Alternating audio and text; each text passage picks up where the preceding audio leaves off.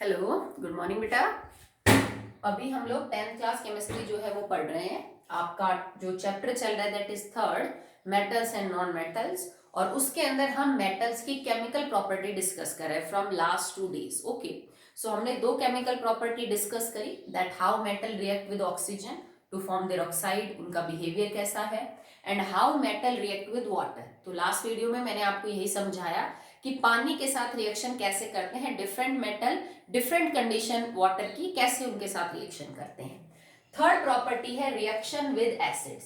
ये प्रॉपर्टी बिल्कुल भी नहीं है, मुझे शायद उतना समझाना भी ना पड़े क्योंकि सेम चीज आप 2 बार पढ़ चुके हो। हमने इसको फर्स्ट चैप्टर में पढ़ा जब हम सिंगल डिस्प्लेसमेंट रिएक्शन कर रहे थे, तो ये रिएक्शन हमने पढ़ी थी काफी ज्यादा। ठीक है, सेकेंड जब हमने चैप्टर पढ़ा एसिड्स, बेसिड एंड सॉल्ट, क्योंकि मेटल एसिड के साथ रिएक्शन कर रहे हैं तो ये प्रॉपर्टी एसिड की केमिकल प्रॉपर्टी भी तो हुई ना, तो हमने इसको वहां पे भी पढ़ लिया।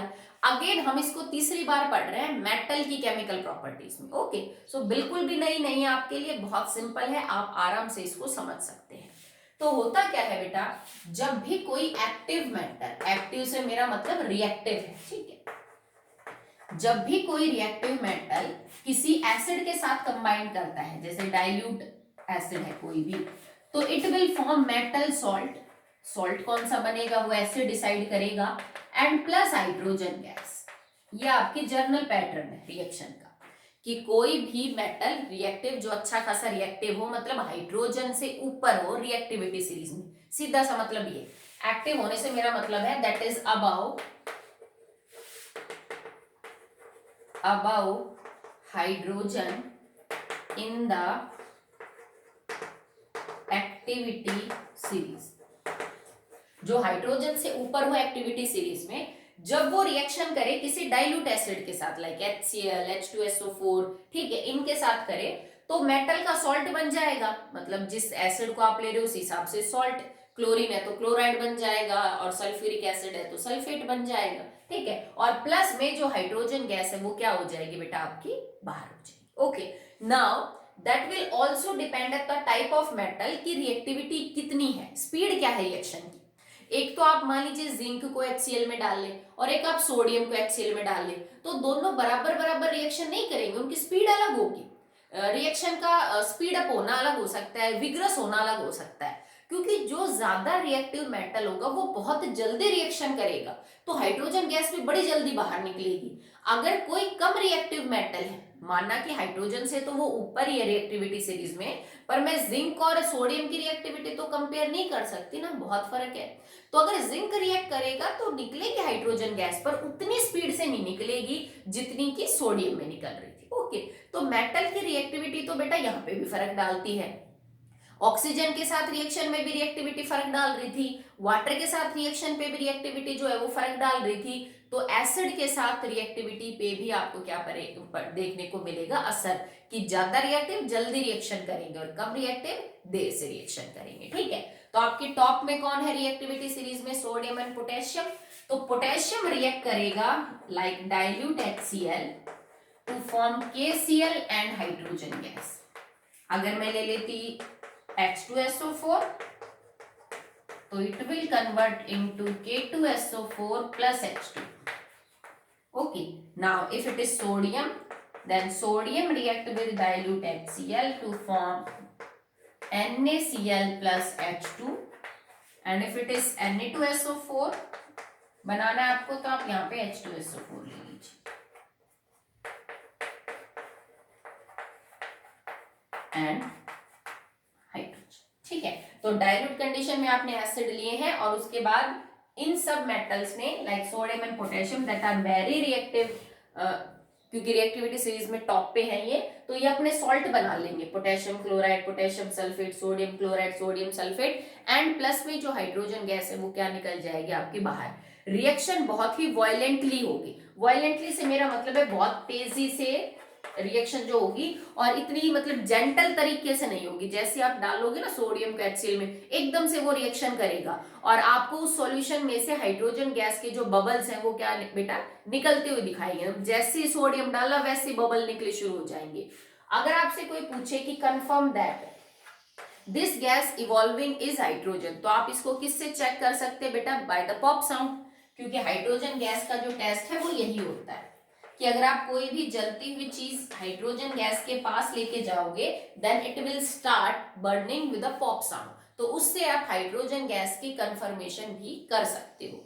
जैसे कार्बन डाइऑक्साइड का लाइम वाटर को मिलके करना होता है, हाइड्रोजन गैस का पॉप साउंड के साथ होता है। ओके, नेक्स्ट आप देखिए बेटा सोडियम और पोटेशियम के अलावा नाउ तीसरा जो एलिमेंट है दैट इज कैल्शियम। माना कि कैल्शियम जो है वो रिएक्टिव सही है, बहुत कमजोर भी नहीं है रिएक्टिविटी में, पर सोडियम पोटेशियम से तो कम है ना, तो कैल्शियम भी वायलेंटली ही रिएक्ट करता है, ठीक है, पर उतना वायलेंटली नहीं करता जितना कि कौन करता है, सोडियम और potassium. So calcium react with dilute like HCl to form CaCl2 and hydrogen gas. अगर मैं यहाँ पे H2SO4 ले लेती तो क्या बन जाता, दैट इज CaSO4 और प्लस पे आपके पास हाइड्रोजन गैस बाहर निकल जाती। ओके, अब इसके अलावा अगर मैं मैग्नीशियम की बात करूं तो कैल्शियम और कम रिएक्टिव हो गया मैग्नीशियम, तो मैग्नीशियम में जो रिएक्शन है वो और थोड़ी कम विग्रस हो जाएगी, ठीक है, स्पीड तो इनमें सही रहेगी क्योंकि ये सारे रिएक्टिव मेटल है, ठीक है, कंपैरिजन तो भाई जाहिर सी बातें करेंगे क्योंकि ज्यादा रिएक्टिव ज्यादा स्पीड से करेगा, पर रिएक्शन की जो विग्रसनेस है, ठीक है, तो वो मैग्नीशियम के अंदर अब आपको कम देखने को मिलेगी, वो सोडियम पोटेशियम और कैल्शियम जितनी अब नहीं होगी। जैसे magnesium react with dilute H2SO4 to form magnesium sulphate and hydrogen gas, simple है। अब इसके अलावा अगर आप आगे बात करें लाइक जिंक है आपके पास और एल्यूमिनियम है, तो जिंक और एल्यूमिनियम तो जो है वो काफी कम रिएक्टिव है as compare to sodium potassium calcium, ठीक है, तो अगर आप एल्यूमिनियम की रिएक्शन करवाते हो तो उसमें तो एक वैसे भी यूनिक प्रॉपर्टी है, ठीक है, एल्यूमिनियम जो है वो शुरू में बहुत धीरे रिएक्शन करता है किसके साथ, डाइल्यूट HCl के साथ। उसका कारण क्या है कि तुमने जो भी एल्यूमिनियम ले रखा होगा उसने हवा के साथ रिएक्ट करके एक प्रोटेक्टिव कवरिंग बना ली होगी, दैट इज Al2O3। समझते हो कि नहीं, देखो Al2O3 is an protective covering जो एल्यूमिनियम ऑक्सीजन के साथ रिएक्ट करके बना लेता है। अब जब मान लो तुमने एल्यूमिनियम का कोई छोटा सा तार भी लिया और आपने वो डाइल्यूट HCl में डाला, तो पहले तो उस एल्यूमिनियम के तार के चारों तरफ एल्यूमिनियम की ऑक्साइड है, पहले वो एल्यूमिनियम की ऑक्साइड रिएक्ट करेगी HCl के साथ और उसके बाद एल्यूमिनियम का नंबर आएगा। देखो एल्यूमिनियम ऑक्साइड का नेचर है एम्फोटेरिक, मतलब एसिड के साथ बेस, बेस के साथ एसिड, ठीक है। अब इसके सामने तुम रिएक्शन करवा रहे हो मान लीजिए डाइल्यूट HCl की, अभी एल्यूमिनियम तो रिएक्ट कर ही नहीं पाया क्योंकि पहले उसके ऊपर की परत रिएक्ट करेगी, तो मैं इसको ये लिख देती हूँ Al2O3। अब एसिड के सामने ये बेस का काम करेगी और क्या बना लेगी, AlCl3 प्लस में H2 बन गया, H2 पानी के अंदर डिसॉल्व हो जाएगा, ये आपका सॉल्ट है दैट इज AlCl3। जब लगे कि एल्यूमिनियम के ऊपर की सारी जो एल्यूमिनियम की ऑक्साइड है वो डिसॉल्व हो चुकी, तो अब नीचे से कौन निकल के आएगा, एल्यूमिनियम। अब तुम्हारी रिएक्शन फास्ट हो जाएगी, ठीक है, तो एल्यूमिनियम के साथ शुरू में रिएक्शन धीरे होती है क्योंकि Al2O3 जो है पहले वो रिएक्ट करेगी HCl के साथ, जब धीरे धीरे वो जो परत है वो हट जाती है, ठीक है, तो या फिर डिसॉल्व हो जाती है, समझ लो कि HCl में घुल जाती है, मतलब रिएक्शन कर जाती है, तो नीचे से जो एल्यूमिनियम रिएक्ट कर निकल के आएगा, फिर वो मेटल बड़ी तेजी से क्या करता है, HCl के साथ रिएक्शन करेगा। तो अब फिर क्या रिएक्शन हो जाएगी, aluminium react with dilute HCl now to form AlCl3 and hydrogen gas. तो देखो पहले भी LCl3 बढ़ा, अब भी LCl3, दोनों बढ़ जाएंगे, ऐड कर दो आप इन दोनों को और हाइड्रोजन गैस जो है वो क्या निकल जाएगी, बाहर निकल जाएगी, ठीक है। अगर आप इसके बाद रिएक्टिविटी देखो जिंक की, तो वो तो और भी कम रिएक्टिव है, तो रिएक्शन तो वो भी करेगा, हाइड्रोजन गैस भी बाहर निकालेगा क्योंकि हाइड्रोजन से ऊपर है वो रिएक्टिविटी सीरीज में, पर जो स्पीड है वो भी कम हो जाएगी रिएक्टिविटी की और जो विग्रसनेस है वो भी कम हो जाएगी। So zinc react with dilute H2SO4 to form ZnSO4 plus hydrogen gas, ये aqueous, ये गैस बाहर। Zinc react with dilute HCl to form ZnCl2 and hydrogen gas, ठीक है, रिएक्शन जिंक थोड़ा कम रिएक्ट करेगा, स्लोली रिएक्ट करेगा, ओके। नेक्स्ट बात करें अबाउट आयरन, तो जिंक जस्ट ऊपर होता है आयरन से, मतलब जिंक से थोड़ा सा कम रिएक्टिव है आयरन, तो आयरन और भी स्लोली रिएक्ट करेगा किसके साथ, डाइल्यूट HCl या डाइल्यूट H2SO4 के साथ। So it react with dilute HCl and dilute H2SO4। तो सॉल्ट बनाना तो आपके लिए कोई मुश्किल है नहीं, क्योंकि सेम रिएक्शन का पैटर्न आप 2-3 बार पढ़ चुके हो, तो आप आराम से सॉल्ट जो है वो बना सकते हो।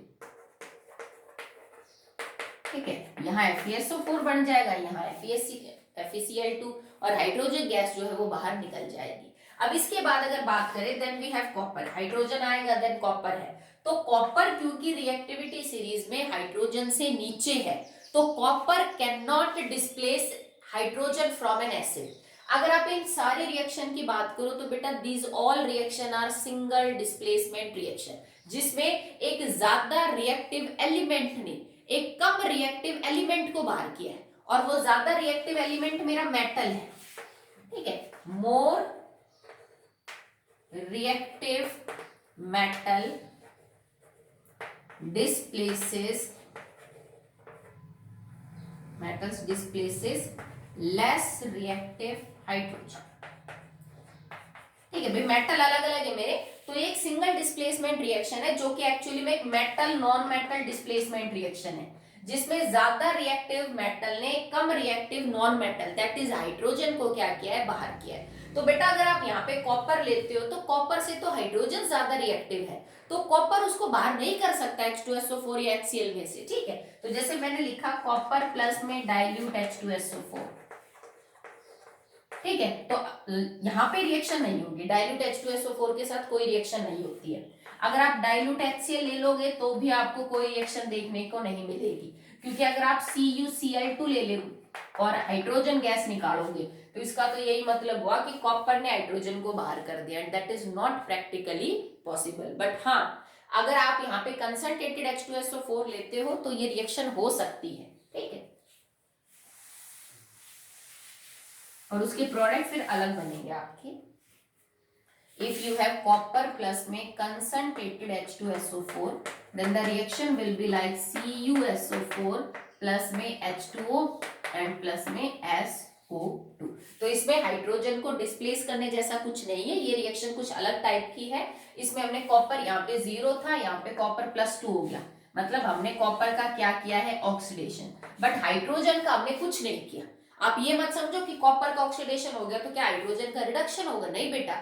जो ज्यादा रिएक्टिव होता है उसका ऑक्सीडेशन होता है, लॉस ऑफ इलेक्ट्रॉन। जो कम रिएक्टिव होता है उसका रिडक्शन होता है। तो यहाँ मैंने कॉपर का तो ऑक्सीडेशन किया है, बट रिडक्शन में हाइड्रोजन का नहीं कर रही। क्यों नहीं कर रही? क्योंकि H2SO4 में भी हाइड्रोजन के ऊपर +1 है, जबकि H2O में भी हाइड्रोजन के ऊपर +1 है। तो हाइड्रोजन का तो चार्ज बदल ही नहीं रहा, तो हम हाइड्रोजन को तो छेड़ ही नहीं रहे। ठीक है, कॉपर डाइल्यूट H2SO4 के साथ रिएक्शन नहीं करता, वो डाइल्यूट HCl के साथ रिएक्शन नहीं करता, बट वो कंसंट्रेटेड H2SO4 के साथ रिएक्शन करता है। क्यों करता है?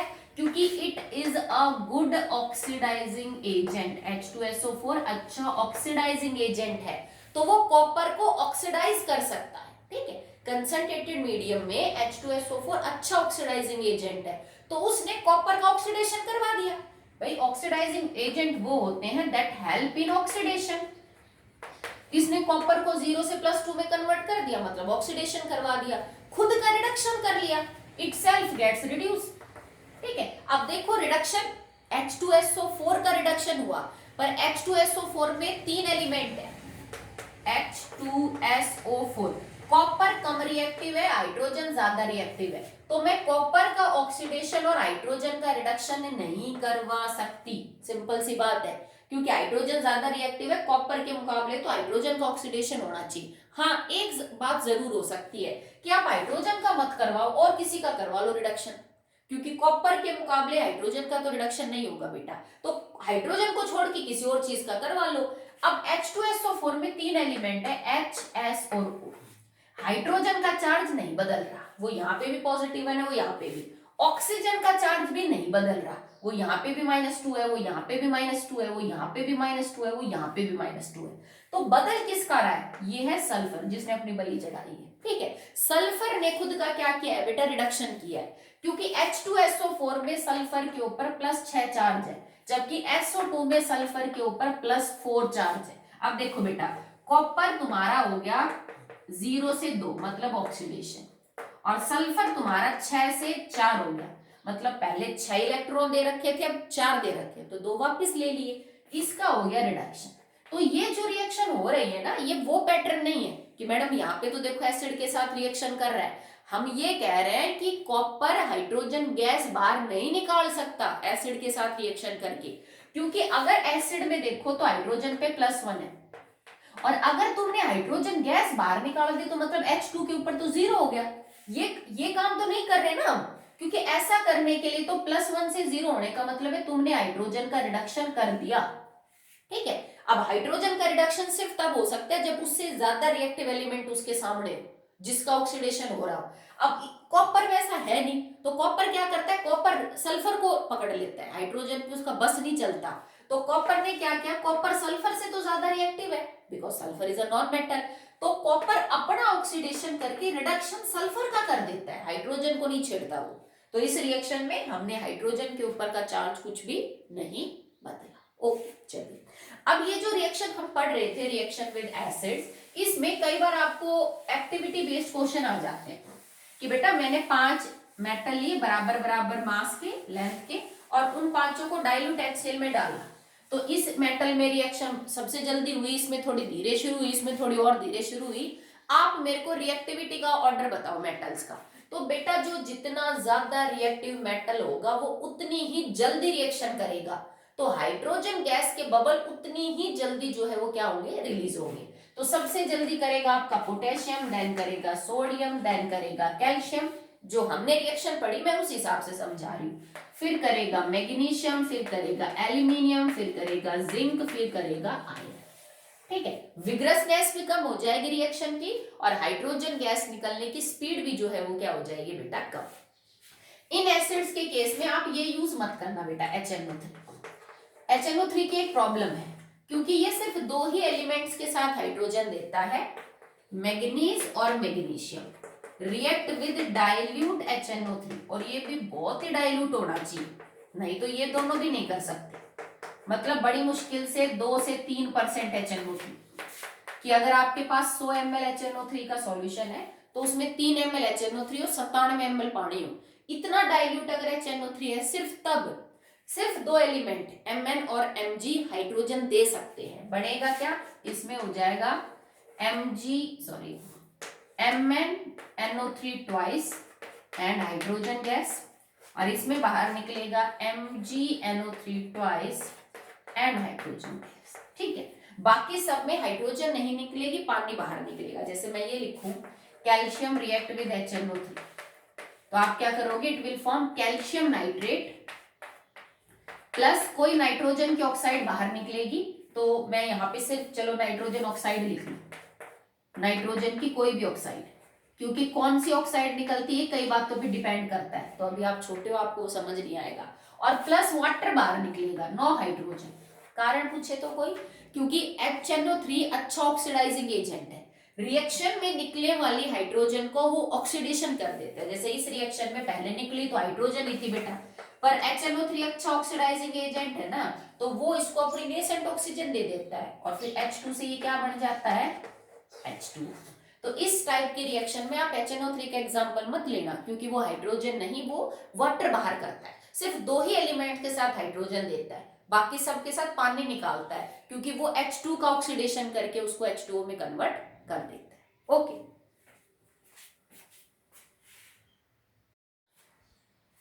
Now next is after copper, because अब तक हम कॉपर तक पहुंचे कि कॉपर रिएक्टिविटी नहीं दिखाता है उतनी एसिड्स के साथ, लेस रिएक्टिव है। कुछ और भी मेटल्स हैं बेटा जो कॉपर से भी कम रिएक्टिव है, और वो भी एसिड्स के साथ रिएक्शन नहीं करते हैं। मैं ऑलरेडी एसिड वाले टॉपिक में भी आपको ये बात बता चुकी हूँ।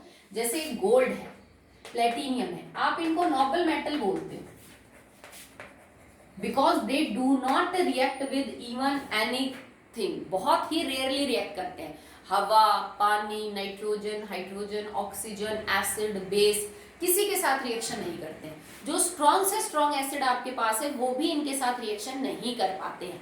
HNO3, HCl, H2SO4 नहीं कर पाते रिएक्शन। ठीक है, तो अगर आप इन एसिड्स के बारे में, इन मेटल्स के बारे में बात करें कि they can react with acid और नॉट, सो सबसे पहले आप यही बोलेंगे कि इंडिविजुअली किसी एसिड के साथ रिएक्शन नहीं करते। से so they do not react with any individual acid, अकेले किसी एसिड में इतना दम होता ही नहीं कि वो इन नोबल मेटल्स को मजबूर कर सके रिएक्शन के लिए, पर एक मिक्सचर है जिसके बारे में मैंने आपको पहले भी बताया था, there is a mixture of two acids, mixture of two acids, कौन कौन सा, कंसंट्रेटेड HCl प्लस में कंसंट्रेटेड HNO3, रेशो क्या लेना है 3:1, मतलब अगर ये 3 ml है तो ये 1 ml होना चाहिए, ठीक है, मतलब 3:1 के अंदर आपको ये मिला के सॉल्यूशन बनाना है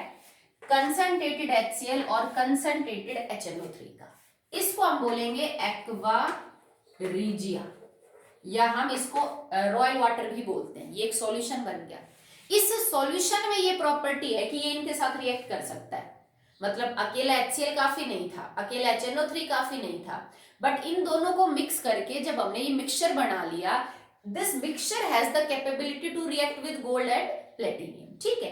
अब आप वो रिएक्शन देखेंगे कि अकेले ना सही पर कर तो एसिड के साथ ही रिएक्शन रहे ना बेटा, तो इनमें रिएक्शन कैसे स्टार्ट होती है, सबसे पहले ये दोनों एसिड ही आपस में एक दूसरे के साथ रिएक्शन करते हैं, सो HNO3 रिएक्ट विद HCl, ठीक है, और ये जो प्रोडक्ट बनाएंगे इनके अंदर होता है H2O, NOCl and nascent chlorine, okay.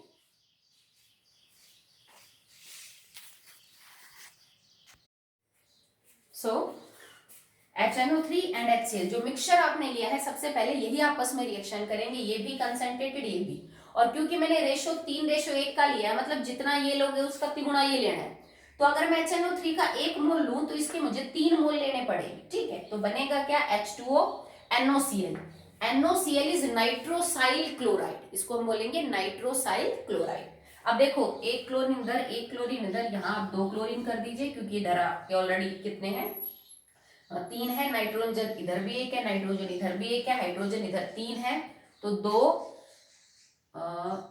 नहीं ये तो बैलेंस नहीं हुआ, चलो 4 इधर एक्चुअली में, हाँ 3 और 1 4, तो 2 हो जाएंगे, बैलेंस है, ऑक्सीजन 3 है तो 2 और 1 3, अब आपकी रिएक्शन बैलेंस है कि जब 3 मोल HCl और 1 मोल HNO3 ने आपस में रिएक्ट किया तो उन्होंने 2 मोल वाटर, 1 मोल NOCl और 2 नेसेंट क्लोरीन बाहर दिया। आप इनको यूं मत लिख देना Cl2, मैडम 2 Cl है ना तो इनको Cl2 लिख देते, नहीं बेटा ये नेसेंट क्लोरीन है। नेसेंट क्लोरीन क्या होता है, जिस क्लोरीन के पास सिर्फ 7 इलेक्ट्रॉन, ठीक है, इसलिए मॉलिक्यूल नहीं बढ़ा, ये सिर्फ क्लोरीन के 2 एटम है, दैट इज नेसेंट क्लोरीन, और ये बहुत रिएक्टिव है, ठीक है, क्योंकि इसका ऑक्टेट पूरा नहीं है, इसको 8 इलेक्ट्रॉन चाहिए थे ना स्टेबल अपनी शेल में, होते नहीं है तो ये बहुत ज्यादा रिएक्टिव है। अब ये गोल्ड और प्लेटिनियम के साथ रिएक्ट करेंगे, now this react with gold 3 nascent chlorine. अब तुम कहोगे मैडम यहाँ तो 2 सही आ रहे हैं, तो ये थोड़ी ना है कि हमने 3 मोल ही लिए होंगे, हमने तो काफी ज्यादा लिया HNO3 और HCl, तो उससे निकल के आएंगे और भी, टू फॉर्म AuCl3। अगर यहाँ प्लेटिनियम लोगे तो यहाँ 4 ले लो nascent chlorine and platinum form PtCl4, तो प्लेटिनियम तो अपनी टेट्राक्लोराइड बना लेगा और गोल्ड अपनी ट्राइक्लोराइड बना लेगा, ठीक है, और ये सिर्फ कब हो पाया जब इन दोनों एसिड ने रिएक्ट करके नेसेंट क्लोरीन बाहर निकाला, और नेसेंट क्लोरीन इतनी कैपेबल थी कि उसने गोल्ड और प्लेटिनियम जैसे नोबल मेटल को भी रिएक्शन करने पे क्या कर दिया बेटा, मजबूर कर दिया। Okay, so that will be all in the property third, that is how acids react with metal. तो मेटल की केमिकल प्रॉपर्टी में तीसरी केमिकल प्रॉपर्टी आज आपकी कंप्लीट होती है। Okay, that's all for today.